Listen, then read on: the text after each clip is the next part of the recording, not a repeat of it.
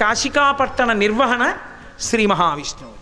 ఇప్పుడు ఆయన ఏం చేశాడంటే మళ్ళీ ఒకసారి తల్లిదండ్రుల్ని సాకారంగా చూడాలనిపించి, మళ్ళీ పార్వతీ పరమేశ్వరులను ఒక్కసారి చూడాలంటే ఎలా అని తన ఆనందం కొద్దీ గంగానది ఒడ్డున ఎంతో సంతోషంతో తన సుదర్శన చక్రాన్ని తీసుకుని దాన్నే పారగా ఉపయోగించి ఒంగుని ఆ చక్రంతో భూమిని తవ్వడం మొదలుపెట్టాడు. చక్రమున తవ్వి ఒక్క పుష్కరిణి చేసి ఖనన వేళా ప్రయాస సంజనితమైన ఆ చెమట ధారల చేత తత్పుష్కరిణి నిండి ఆయన ఆ చక్రంతో తవ్వుతున్నాడు. పార్లా పట్టుకున్న సుదర్శన చక్రంతో పెద్ద హ్రదాన్ని ఒకదాన్ని తవ్వాడు.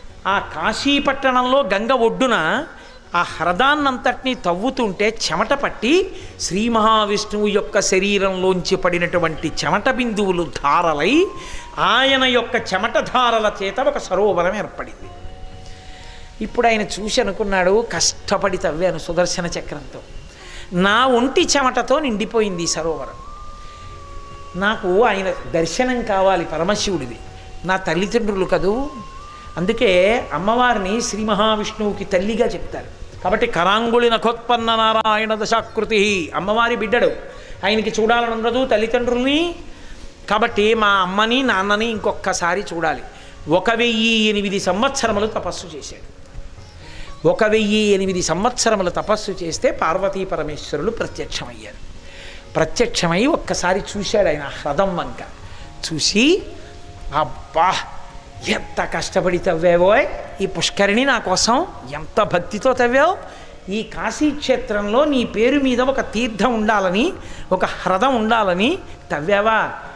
పరమశివుడు అక్కడ నిలబడి ఒడ్డున, అబ్బా ఇలా తవ్వావా, ఇంత కష్టపడ్డావోయ్ అని చూసి సంతోషపడిపోతూ ఆయన భుజం మీద చెయ్యేసి ఇలా ఇలా అంటుంటే త్రినేత్రుని దక్షిణశ్రుతి మణికర్ణిక అన్ని మాటలు తల ఊపి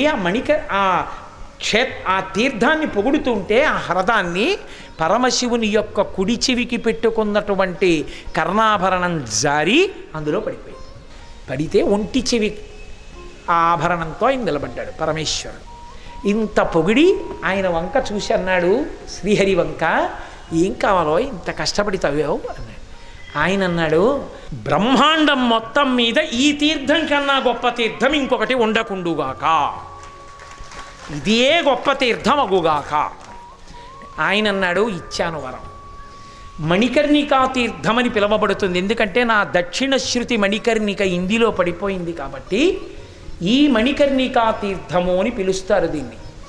ఈ తీర్థం యొక్క గొప్పతనం ఇంత అంత అని చెప్పడం ఇక సాధ్యము కాదు. ఈ బ్రహ్మాండం మొత్తం మీద ఇంతకన్నా గొప్ప తీర్థము వేరొకటి ఉండదు. మణికర్ణికా తీర్థ స్నాన వైభవాన్ని చెప్పవలసి వస్తే శంకర భగవత్పాదులు అన్నారు, బహుశः శంకరులు ఇలా చెప్పింది ఇంకెక్కడా లేదు. ఎందుకో తెలుసా అండి, శంకరులు ఎప్పుడైనా దీనికి ఫలితం నేను చెప్పలేను అన్నది ఉందనుకోండి, ఆయన నోటితో ఆ మాట అనరు, దీనికి ఫలితం చెప్పడం కష్టం అనరు.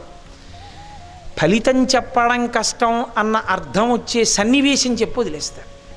విష్ణువు యొక్క వైభవం చెప్పడం ఎవరికి తరం? ధరణీ సభ కాగజకరావు లేకిని సభ బనరాయ్ సాత సమందికి మసగరావు హరికణలు కానజాయ్ అంటాడు కబీర్దాసు. ఈ ధరణీ సభ కాగజకరావు ఈ భూమినంతటినీ కాగితం చేసుకుని, సముద్రాలన్నింటినీ సిరా చేసుకుని, అరణ్యాలన్నింటినీ తీసుకొచ్చి కలంగా చేసుకుని, ఈ సప్త సముద్రాల్లో ఉన్నవి సిరాగా పోసుకుని, ఈ కాగితంతో ఈ భూమి అన్న కాగితం మీద విష్ణుగుణములను రాయడం మొదలు పెడితే నాకు సరిపోలేదు అన్నారు. అంతటి మహానుభావుడు శ్రీ మహావిష్ణువు. దేవసైన్యాధిపతి సుబ్రహ్మణ్యుడు మహానుభావుడు. అమ్మని పునికి పుచ్చుకున్నాడు. అందుకే మంత్రం కూడా అంతే, శరవణ భవ. మహానుభావుడు సుబ్రహ్మణ్యుడు అటువంటి వాడు. ఇక ఇంద్రుడో ఎన్ని భోగాలు అనుభవిస్తూ ఉంటాడో. వేదమునందు ఇంద్రుడు వేరు. రుద్రాధ్యాయంలో ఇంద్రశబ్దం వాడతారు. అసలు మీరు జాగ్రత్తగా పరిశీలిస్తే శ్రీరామాయణంలో విష్ణువు అన్న పేరు మీకు కనపడదు. ఎక్కువగా ఎవరు కనపడతారో తెలుసా అండి? ఇంద్ర ఇంద్ర ఇంద్ర ఇంద్ర, ఎప్పుడు ఇంద్రుడే. వాల్మీకి రామాయణం అంతా. కారణం ఏమిటో తెలుసా? పరబ్రహ్మస్వరూపంగా చెప్తారు ఇంద్రుడిని. వేదమునందు ఇంద్రుడు వేరు, పురాణమునందు ఇంద్రుడు వేరు. అటువంటి ఇంద్రుడు, సుబ్రహ్మణ్యుడు, విష్ణువు ఎంత గొప్ప వాళ్ళయ్యారో చెప్పలేను. కారణం మాత్రం అమ్మవారి తాంబూలపు పిడచ తినడం. చెప్పారా ఎంత గొప్పవాళ్ళు? చెప్పడం సాధ్యం కాదు, చెప్పను. కానీ కారణం చెప్తాను. అమ్మవారి తాంబూలపు పిడచ వాళ్ళు తిన్నారు. వెళ్ళి దగ్గరికి వచ్చినప్పుడు పెట్టింది పిల్లలు కాబట్టి, ఆవిడ బిడ్డలు వాళ్ళు పెట్టింది. ఎంత గొప్పవాళ్ళు అయ్యారు? ఎవడి తరం చెప్పను. ఎంత గొప్పవాళ్ళు అయ్యారో అని వదిలేశారంతే.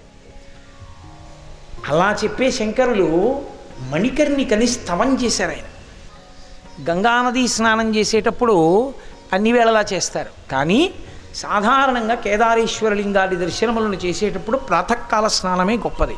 కానీ ఒక్క మణికర్ణికలో స్నానం చేస్తే మాత్రం ఖచ్చితంగా 12 గంటలకి చెయ్యాలి.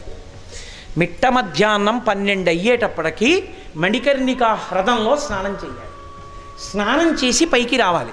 మిట్ట మధ్యాహ్నం 12 గంటల వేళ మణికర్ణికా తీర్థంలో మునిగి పైకొచ్చి నిలబడి అదే తడి బట్టలతో గంగానది వంక చూస్తూ, మణికర్ణిక వంక చూస్తూ ఎవరు స్తవం చేస్తారో, మణికర్ణిక స్తవం చేస్తారో వాళ్ళకి ఖాతాలో పడేటటువంటి పుణ్యం ఎంతది?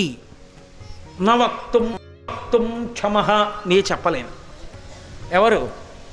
నేను కాదు, శంకర భగవత్పాదు. ఎవరు? అపరశంకరుడు. నీ చెప్పలేనన్నారు ఆయన.